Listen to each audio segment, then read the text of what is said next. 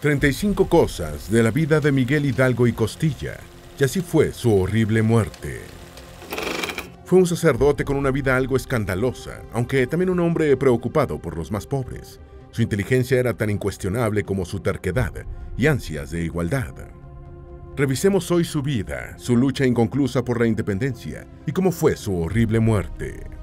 Antes de meternos a fondo, no te olvides de suscribirte a nuestro canal y activar las notificaciones para mantenerte al día con nuestras actualizaciones.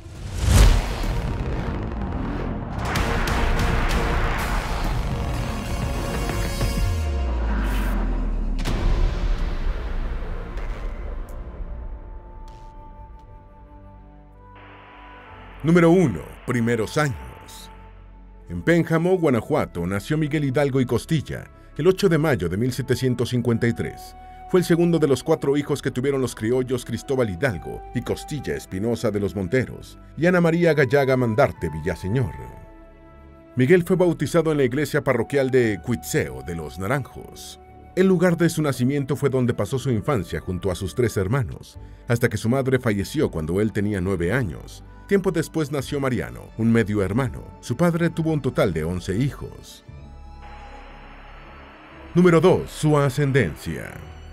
Hidalgo tenía ascendencia vasca por parte de su familia materna.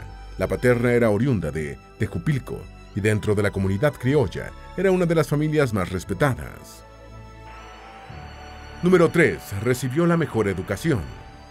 Cristóbal brindó a sus hijos la mejor educación que entonces la región podía ofrecerles, y había decidido que sus 2 hijos mayores comenzaran a hacer vida sacerdotal.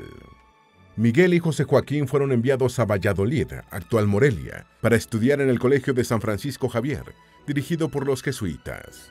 Pero ambos hermanos terminaron estudiando en San Nicolás Obispo después de que en 1767 los jesuitas fueron expulsados del territorio mexicano. Para el año 1770 completó su educación preparatoria y se graduó como bachiller en letras. Seguidamente se trasladó a la Ciudad de México para continuar sus estudios en la Real y Pontificia Universidad de México, donde en 1773 se tituló en Filosofía y Teología. Número 4. Lo apodaron El Zorro.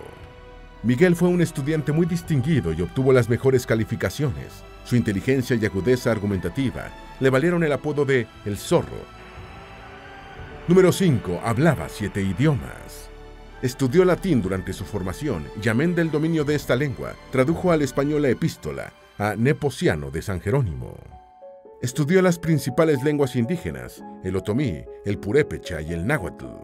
Y aunque entonces no era habitual que en México se estudiaran italiano y francés, Miguel sí lo hizo. En particular, el dominio del francés le permitió leer textos que en ese periodo la Iglesia Católica había prohibido en territorio mexicano, como las obras de la Ilustración. Su afición por los textos de La Fontaine, Racine y Molière era muy conocida. Número 6. Sacerdote y catedrático. En 1778 fue ordenado sacerdote. Entre 1782 y 1792 fue catedrático del Colegio de San Nicolás Obispo. Allí impartió teología escolástica, filosofía, moral y gramática latina. Propuso un nuevo método de enseñanza, pese a haber recibido una educación tradicional. Hidalgo se hizo acreedor de un premio gracias a su disertación sobre el verdadero método de estudiar teología escolástica. Número 7. Cargos que ocupó en el colegio.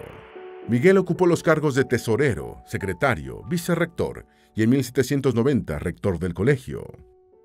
Número 8. Un sacerdote rebelde. En 1792 fue destituido como rector por revisar los métodos de enseñanza y por, entre comillas, el manejo irregular de algunos fondos. Hidalgo había cuestionado las ideas de la Iglesia, la autoridad papal y la autoridad absoluta del rey. Para corregir su poca conducta ortodoxa, fue enviado por las autoridades eclesiásticas a trabajar primero en la parroquia de Colima y luego en la de San Felipe Torres Mochas. El hermano mayor de Miguel falleció en septiembre de 1803 y seguidamente él pasó a reemplazarlo como sacerdote del pueblo de Dolores. Número 9. Sus inconformidades. Fray Antonio de San Miguel era obispo de Michoacán, pero tenía ideales reformistas y practicaba la teología política caritativa con los pobres. Miguel conoció a este obispo y fue muy influenciado por él. Desde muy joven, Hidalgo mostraba inconformidad con el régimen colonial, se oponía a los monopolios, de que únicamente los peninsulares ejercieran altos cargos políticos, militares y eclesiásticos. Fue un crítico de los estudios teológicos impuestos desde España y consideraba que en Francia estos estudios eran muy superiores. Asimismo, mostró interés en el avance económico de sus feligreses, la mayoría de ellos indígenas, a través de la introducción de nuevos métodos de agricultura. Por ejemplo, las autoridades españolas comenzaron a verlo con sospecha debido a sus convicciones políticas acerca de la opresión del pueblo. Número 10. Las diferentes actividades que realizó. En Dolores, Hidalgo se dedicó a actividades comerciales porque era un sacerdote secular, es decir, no estaba obligado por voto de pobreza. También se dedicó a actividades intelectuales y humanitarias. Las responsabilidades eclesiales las delegó a Francisco Iglesias, uno de sus vicarios. Además, se dedicó a la cría de gusanos de seda y clandestinamente al cultivo de uvas. También estudió literatura e hizo trabajo científico. Todo lo que aprendió lo usó para promover actividades económicas para los pobres y la población rural de su zona. Su propósito era hacer que los indígenas y mestizos fueran más autosuficientes. Igualmente estableció fábricas de ladrillos y cerámica y se encargó de la capacitación de indígenas en la producción de cuero. También mostró interés en la apicultura y abogó porque los recursos naturales de la zona se usaran en beneficio de los pobres. Pero a Hidalgo le ordenaron que detuviera estas actividades porque transgredían las políticas mercantilistas que se diseñaron para proteger la agricultura y la industria en España, lo que hizo que en el futuro líder de la gesta de independencia aumentara la animosidad hacia los españoles. Número 11. A su casa la llamaban la Francia Chiquita. En su casa organizaba obras teatrales, tertulias literarias y conciertos en los que confluían, en igualdad de condiciones, todas las clases y castas. Esa era la razón por la que a su casa la llamaban la Francia Chiquita. Número 12. Fue acusado de hereje. El leer obras prohibidas por la Iglesia, cuestionar los dogmas de fe y el tener una vida escandalosa hicieron que para el año 1800 se le acusara de hereje ante la Inquisición. Hidalgo no vivió ni abogó conforme con los preceptos que se esperaban de un sacerdote mexicano del siglo XVIII. Entre los cuestionamientos que hizo a la Iglesia estaban el nacimiento virginal y el celibato eclesiástico. De hecho, entabló relaciones con mujeres, entre las que estuvieron Manuela Ramos Pichardo y Viviana Lucero. Con la primera tuvo 2 hijos, con la segunda 2 más. Además, engendró 2 hijos fuera del matrimonio con María Manuela Herrera y con Josefa Quintana tuvo 3. Esta acusación de herejía sería la primera, la cual no prosperó. Pero ante la insurrección que se desencadenó en 1810, el mismo fiscal retomaría la acusación, no solo con la intención de que la herejía de Miguel Hidalgo se propagara, sino también para disuadir a los católicos que deseaban unirse a su lucha. Número 13. Hidalgo vivió en un tiempo en el que los primeros siglos de la conquista iban quedando relegados. Las transformaciones políticas, económicas, sociales y culturales que desde la Casa de Borbón se impulsaban, comenzaban a tener gran influencia en la Nueva España, donde se exigía que se aprovecharan óptimamente los recursos coloniales. Pero esas transformaciones significaban que la autonomía de la Iglesia empezara a verse limitada, como también se verían afectados el poder del virreinato y el de los comerciantes de Ciudad de México. Número 14. La acometida fiscal de 1804.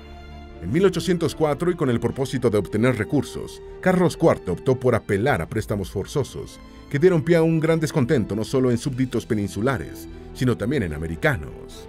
La Iglesia era poseedora de muchas riquezas en lo que fue Nueva España, y por ese motivo llegó la orden de que la institución religiosa consolidara los vales reales, lo cual era una medida para los novohispanos originada por las intensas crisis financieras que España estaba padeciendo.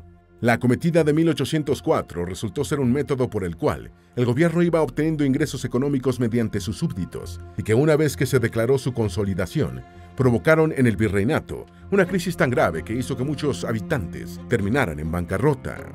Por tanto, las desigualdades existentes en aquella época se acentuaron mucho más con esta acometida. En otras palabras, había pocos ricos y muchos en condición de miseria. Y las cosas empeoraron mucho más para los nativos debido a una hambruna. Esto como consecuencia de una sequía que hubo entre 1807 y 1808, sin mencionar las consecuentes epidemias. En este contexto, los comerciantes españoles bloquearon el mercado de granos almacenados en vez de liberarlo y llegaron a especular con el aumento de los precios. Hidalgo abogó sin éxito por el cese de este tipo de prácticas. Número 15. La bancarrota del Imperio Español, 1804. Tras convertirse en emperador de Francia en 1804, Napoleón incrementaba mucho más su poderío durante el tiempo en el que estuvo en guerra con el Imperio Británico. Ante este conflicto de potencias, España deseaba mantenerse neutral y pagaba obligatoriamente a Francia y Gran Bretaña sus ganancias del comercio con América, todo sin que una potencia se enterara de que hacía pagos también a la otra. Esos pagos llevaron a que el Imperio español terminara en quiebra y se viera obligada a endeudarse. Y para poner la situación aún más delicada, la corona española terminó aliándose con Francia en la guerra y resultaron vencidas en el enfrentamiento marítimo, por lo que el reino español terminó arruinado y, con él, Nueva España. Número 16. El bloqueo continental de Napoleón a Inglaterra, de 1806. Desde su palacio de Berlín, Napoleón decretó el 21 de noviembre de 1806 un bloqueo de las islas británicas e hizo la prohibición de la entrada de todos los bienes y el comercio británicos al continente. Y es que la mayor parte de Europa se hallaba, de facto, bajo la influencia francesa. Napoleón buscaba así que la economía británica se asfixiara y posteriormente llevarla a la negociación. De esa manera, Bonaparte respondía al bloqueo que Gran Bretaña impuso el 16 de mayo de 1806 a toda la costa desde Brest hasta el Elba. España aceptó el bloqueo bajo coacción de Napoleón. Número 17. Crisis de la monarquía española, motín de Aranjuez y abdicaciones de Bayona. Francia y España firmaron el 27 de octubre de 1807 el Tratado de Fontainebleau. Eso permitía que los franceses pasaran sin problemas por España para invadir Portugal. Pero el pueblo español se disgustó por los excesos que los franceses comenzaron a hacer en su territorio, entre los que se cuenta el asesinato de civiles, saqueos y los arrestos del rey Carlos IV y del príncipe Fernando VII. Todo esto era parte del plan de Napoleón para derrocar y suplantar a la dinastía de los Borbones. Ante los desmanes que los franceses cometían y temiendo cosas peores, la familia real se trasladó al Palacio Real de Aranjuez, por si era necesario huir hacia Nueva España. Los rumores de un posible viaje de la monarquía a Nueva España comenzaron a correr por las calles de Aranjuez, y el 17 de marzo de 1808 se agolpó frente al Palacio Real una multitud que dirigieron miembros del partido fernandino y nobles cercanos al príncipe de Asturias. El palacio del odiado Godoy fue asaltado y sus enseres fueron quemados. 2 días después, Godoy fue hallado y llevado en medio de golpes hasta el cuartel de guardias de Corps. Es entonces cuando el príncipe Fernando, luego de que su padre abdicó en horas del mediodía del 19 de marzo, obligado por la turba, tomó el poder como Fernando VII. El 23 de marzo Murat entró con algarabía en Madrid, a donde Fernando VII llegó el 27 de marzo y le solicitó que obtuviera de Napoleón la confirmación de su ascenso. Pero después, tras ser persuadido de protestar ante Napoleón por su abdicación, Carlos IV convocó a la familia real, incluidos ambos reyes, a Bayona, Francia. Para el 5 de mayo de 1808, por la presión francesa y ante Napoleón, los 2 reyes, hechos prisioneros, abdicaron de sus derechos. Entonces José Bonaparte fue nombrado rey de España. Esto desencadenó una guerra entre franceses y españoles, que terminó afectando a México y otras partes de la Nueva España. Número 18. Levantamiento contra los franceses. El 2 de mayo de 1808, el pueblo madrileño se levantó en armas contra los franceses, acontecimiento que iniciaría por toda la nación una revuelta. Juntas provisionales se organizaron por todas partes afirmando que gobernaban en nombre de Fernando VII. Los sucesos en España plantearon una coyuntura favorable a la independencia de la Nueva España. Número 19. Intervención de la Grande Armée. Dominación y resistencia. La Grande Armée fue el ejército a las órdenes de Napoleón. Eran unos 250.000 hombres aproximadamente, los cuales se enfrentaron a un ejército español de unos 80.000 hombres, y también a las fuerzas británicas que entraron en España a través de Portugal. La lucha entre españoles y franceses forma parte de las guerras napoleónicas y se conoce como la Guerra de Independencia. Desde las abdicaciones, por toda España se extendía el llamado a la resistencia. Los franceses fueron teniendo la victoria de las batallas en los primeros años, pero luego, gracias al apoyo de británicos y portugueses, las cosas cambiaron. La invasión de Napoleón a Rusia facilitó el camino para que los españoles y sus aliados comenzaran a ganarle terreno a Francia tras obtener la decisiva victoria de los Arapiles en 1812, la de la Batalla de Vitoria y la Batalla de San Marcial en 1813. El último episodio de la Guerra de Independencia Española se escribió en Francia, con la victoria de la Batalla de Toulouse el 10 de abril de 1814. Número 20. El gobierno de José de Iturrigaray. El 4 de enero de 1803 al 16 de septiembre de 1808, el militar español José de Iturrigaray fue virrey de Nueva España, a donde llegó en 1803 con sustitución del duro e inflexible Félix Berenguer de Marquina. El carácter amable y jovial de Iturrigaray hizo que prontamente ganara popularidad. El virrey reforzó el ejército y en 1804 se vio obligado a cumplir la consolidación de los vales reales, por los que se cobraban con intereses las deudas de los peninsulares, criollos y castas. El dinero recaudado se empleó en el mantenimiento de la Armada Española que luchó en Trafalgar. No obstante, los novohispanos consideraron que los fondos se habían usado inútilmente debido a la debacle naval en Trafalgar, lo que provocó un gran descontento y motines. El 23 de junio de 1808 llegaron a México noticias de la situación en España, y el 14 de julio se supo de las abdicaciones reales en favor de Napoleón. Iturrigaray estaba desconcertado. El Cabildo de la Ciudad de México propuso que el virrey asumiera el poder real por la usurpación del trono en España. Iturrigaray aceptó el cargo, pero la audiencia, compuesta en su mayoría por españoles, se opuso. Iturrigaray comenzó a organizar un Congreso Nacional, al que también se opuso la audiencia. Desde España se seguía intentando que en Nueva España no hubiera una autoridad superior a la del rey, mientras en México se planteaba la separación. Iturrigaray estaba inclinado por el partido de los criollos y les dio su apoyo para que establecieran un gobierno nacional independiente. El virrey estaba a punto de dimitir cuando los españoles lo arrestaron. Iturrigaray fue llevado a España para luego ser juzgado, aunque terminó siendo declarado inocente. Tras su muerte en juicio de residencia, fue encontrado culpable. En México se seguiría la lucha por la independencia. Número 21. Hidalgo perdió sus haciendas familiares de Michoacán y a uno de sus hermanos. La despiadada exacción fiscal hizo que en 1808 Hidalgo perdiera sus haciendas familiares a través de la consolidación de vales reales, con la que la corona de España financiaba el conflicto que tenía con Inglaterra. Tal acción provocó de manera indirecta la muerte de Manuel, hermano de Miguel. Así experimentó en carne propia los efectos de las reformas impulsadas desde la Casa de Borbón, un suceso de vital relevancia para que se gestara el movimiento independentista criollo. Número 22. Crisis política en México de 1808. La crisis política en México alude a la serie de acontecimientos que en el contexto político, socioeconómico y militar trastocaron a la alta sociedad del virreinato de Iturrigaray. Hechos que con el transcurrir del tiempo causarían la decadencia del poder político en Nueva España, lo que luego daría pie al comienzo de la Guerra de Independencia mexicana. La invasión francesa a España y la lucha que empezaron los españoles por liberarse del dominio de Napoleón fueron los factores que desencadenaron esta crisis política en México.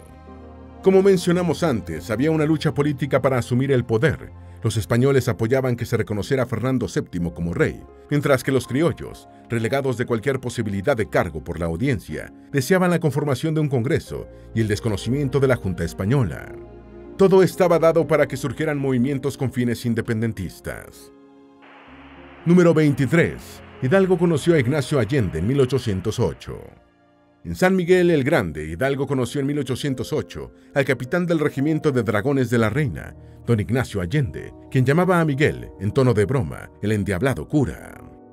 Allende lo convencería para que se uniera a la conspiración que organizaban el alcalde Miguel Domínguez y su esposa en la ciudad de Querétaro. Este suceso fue uno de los antecedentes de la Guerra de Independencia y buscaba evitar que Napoleón se apoderara de los dominios de España. Número 24. La conspiración de Querétaro. Con España ya bajo el control de las fuerzas napoleónicas, Miguel Domínguez y su esposa Josefa Ortiz de Domínguez orquestaban una conspiración en Querétaro. Y uno de los que participó en este movimiento fue Ignacio Allende, quien convenció a Hidalgo para que se uniera, pues como cura de Dolores, tenía contacto con muchas personas influyentes de todo el Bajío y de Nueva España. Hidalgo aceptó y planeó el 1 de diciembre como fecha de inicio del movimiento. Ese día muchos españoles se reunían a comerciar en una feria muy cercana de Querétaro por el Día de la Virgen de San Juan de los Lagos.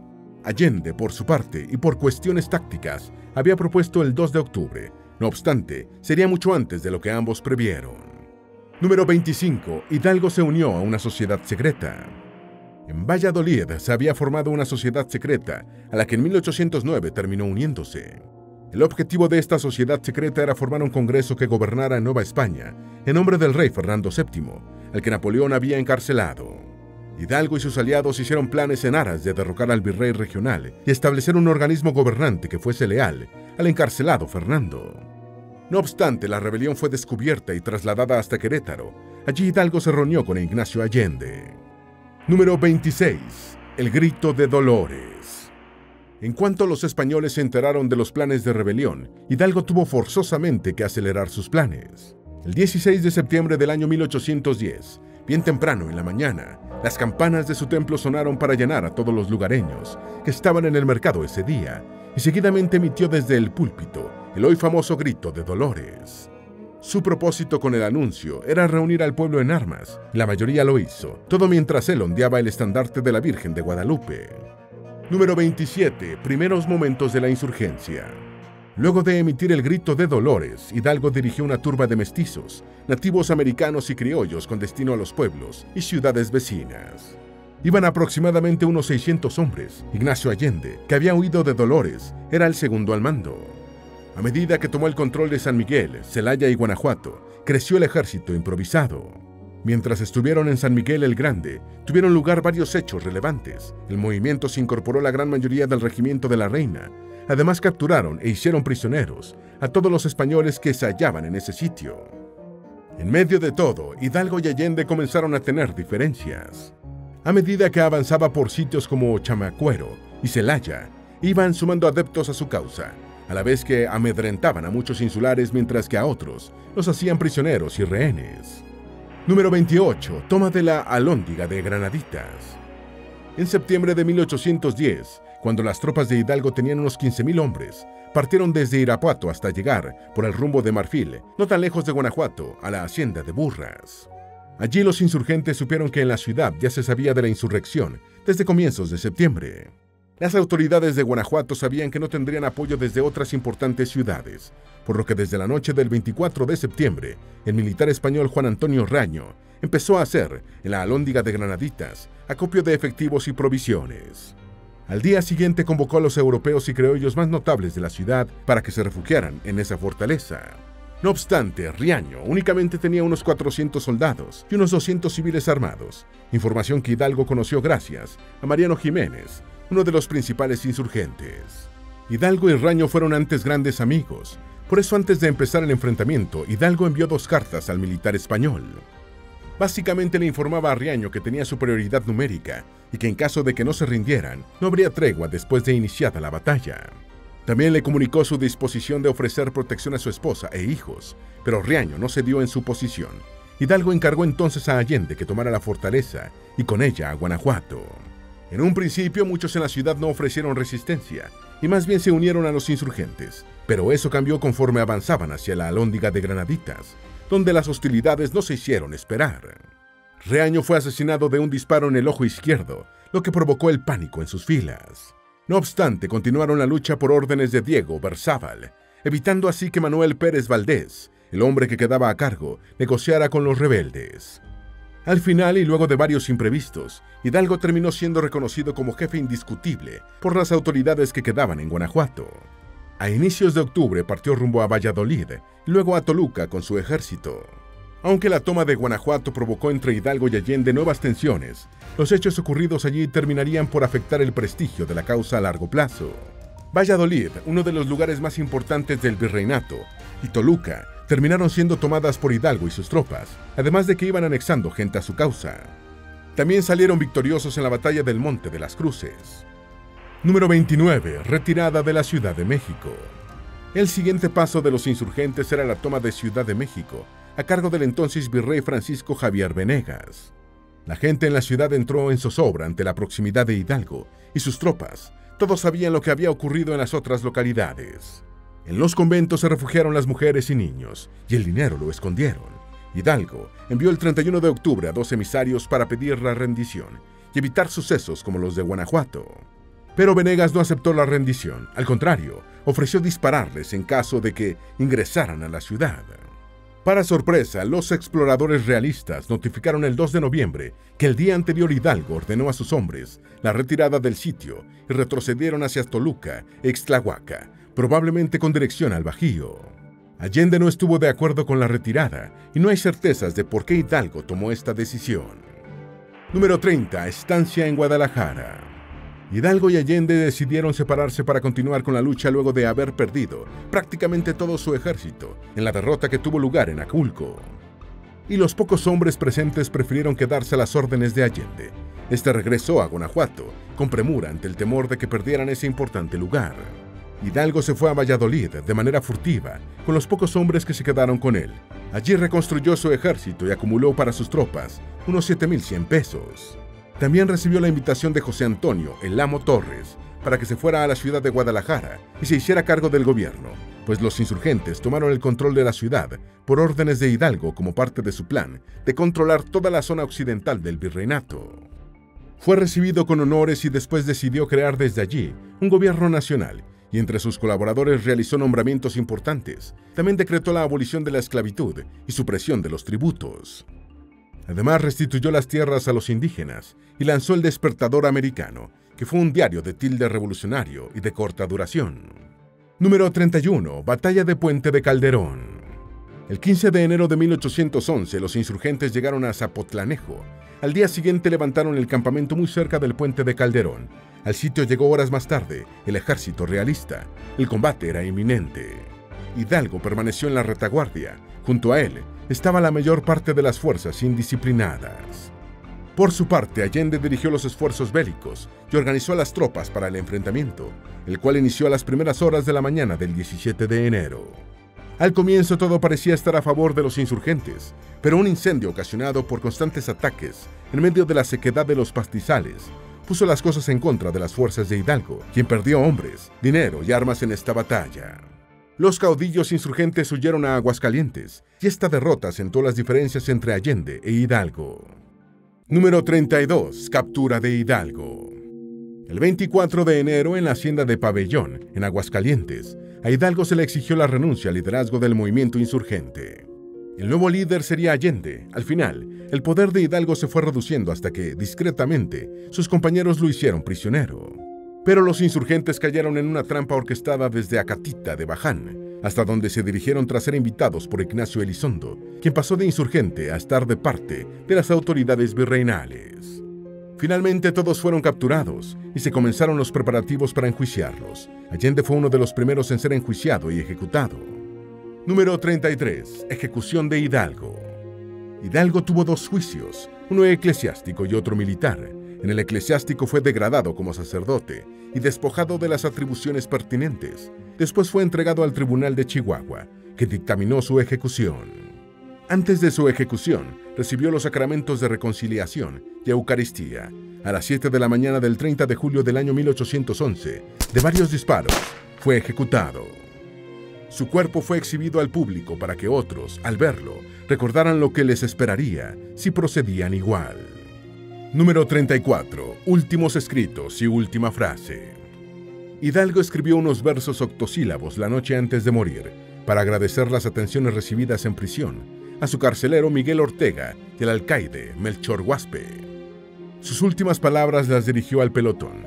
La mano derecha que pondré sobre mi pecho será, hijos míos, el blanco seguro a que habéis de dirigiros. Número 35. ¿Cómo era su aspecto físico? La imagen más difundida de Miguel Hidalgo y Costilla es la de un moreno alto que viste una sotana y que tiene una calva en la coronilla y cabellos blancos a los lados. De esta imagen hay cientos de esculturas, pinturas e ilustraciones en libros y murales. No obstante, sobre esa apariencia se ha generado toda una controversia en tiempos más recientes. Resulta que el emperador Maximiliano de México encargó al artista de la Academia de San Carlos, Joaquín Ramírez, un retrato de cuerpo completo en el que se representara la imagen de Hidalgo. Este sería un retrato póstumo, pues Joaquín nació en la década de 1830, por lo que nunca vio en persona a Hidalgo. Y es que de acuerdo con el insurgente Pedro García, quien desde que era niño estuvo al servicio de Hidalgo, fue debido a la censura de la imagen de Miguel, que se produjo en el transcurso de la Guerra de Independencia, que persistía la ausencia de sus retratos. Cualquier representación que existiera de él habría sido destruida por el ejército realista. Por esta razón ha sido tan difícil recuperar sus rasgos incluso después de la independencia, aunque la prohibición de cualquier representación suya durara solo 10 años. Para su pintura, Ramírez se basó en los relatos de una de las hermanas del libertador mexicano, además de que usó la imagen de una estatuilla de madera que se atribuye a un supuesto compadre de Hidalgo, cuyo nombre era Clemente Terrazas. La estatuilla habría sido hecha cuando Miguel se mantenía con vida y fue muy aclamada por los diarios en 1900, incluido El Imparcial. Sin embargo, hay dudas acerca de la confiabilidad de la imagen de esa estatuilla y de la historia de esta. El historiador Gonzalo Obregón la catalogó como una de esas típicas imaginaciones del siglo XIX, tan fecundo en fantasías de este tipo, aun cuando no deja de reconocer que si hay una imagen más exacta de Hidalgo, es gracias al trabajo del artífice de la estatuilla. El testarudo liderazgo de Hidalgo contribuyó con su caída. La historia posiblemente hubiera sido distinta si hubiese entrado a la Ciudad de México y si hubiera seguido los consejos de Allende. Aún así, su liderazgo y ejecución influyeron para que otros retomaran la bandera caída de la libertad y la independencia. Miguel Hidalgo es parte de la historia mexicana y sus restos reposan en el Monumento del Ángel de la Independencia. Esperamos que este video te haya sido útil. Si tienes algo que agregar, por favor, compártelo con nosotros en la sección de comentarios. Dale me gusta a este video y envíale el enlace a tus familiares y a tus mejores amigos para que también sepan más de estas 35 cosas de la vida de Miguel Hidalgo y Costilla y cómo fue su horrible muerte. Si eres nuevo en nuestro canal, no olvides suscribirte. No se te olvide seguirnos en todas nuestras redes sociales, que van a estar aquí abajo en la descripción. Recuerda, un pueblo que no conoce su historia está condenado a repetirla.